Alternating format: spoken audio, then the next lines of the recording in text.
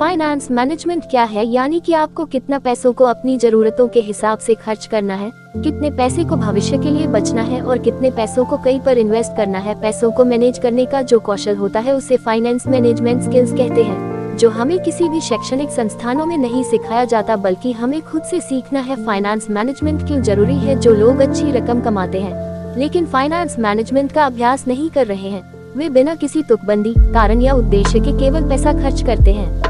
पैसा आता है और चला जाता है, जबकि व्यक्ति स्थिर रहता है और कभी आगे नहीं बढ़ता है।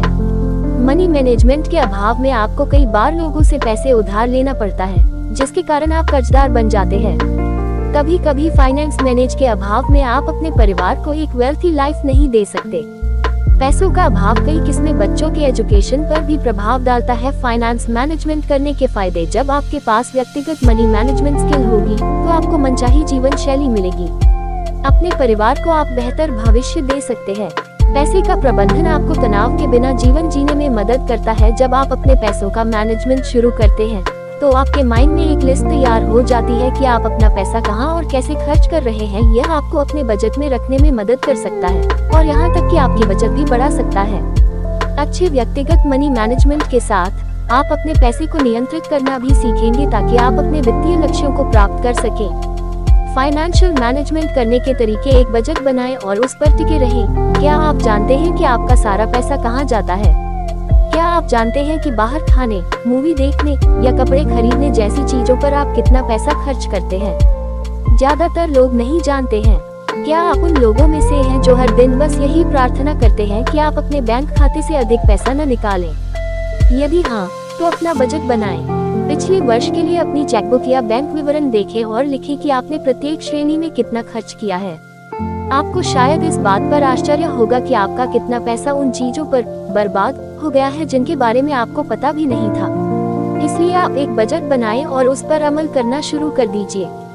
याद रखिए, बजट मासिक, त्रैमासिक, वार्षिक बनाया जाता है। बजट के लिए प्रसिद्ध नियम 50/30-20 को फॉलो जरूर करें। इस नियम के अनुसार आपको अपनी इनकम में से जरूरत के लिए 50%, आवश्यकता के लिए 30% और भविष्य के लिए 20% पैसे बचाने होंगे। अपनी चेकबुक को संतुलित करें। अपनी चेकबुक को संतुलित करना इम्पोर्टेंट स्किल्स में से एक है जिसे आपको जानना आवश्यक है। इससे आपको न सिर्फ ये पता चलेगा कि आपके बैंक खाते में कितना पैसा है, बल्कि आपका पैसा कहां जाता है। यह आपको चेक बाउंस होने से रोकने, अपने बजट पर टिके रहने, कर्ज से बचने में मदद कर सकता है।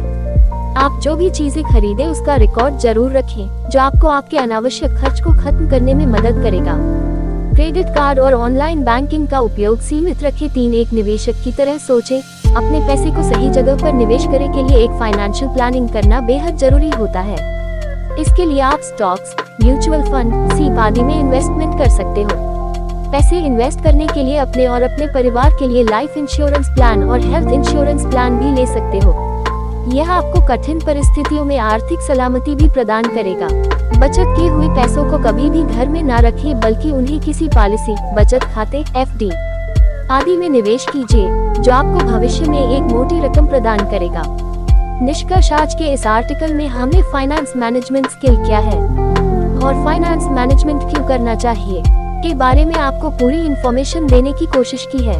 अगर आर्टिकल के संबंधित कोई भी क्वेश्चन हो तो नीचे कमेंट बॉक्स में कमेंट करके जरूर बताएं और आर्टिकल को शेयर जरूर करें।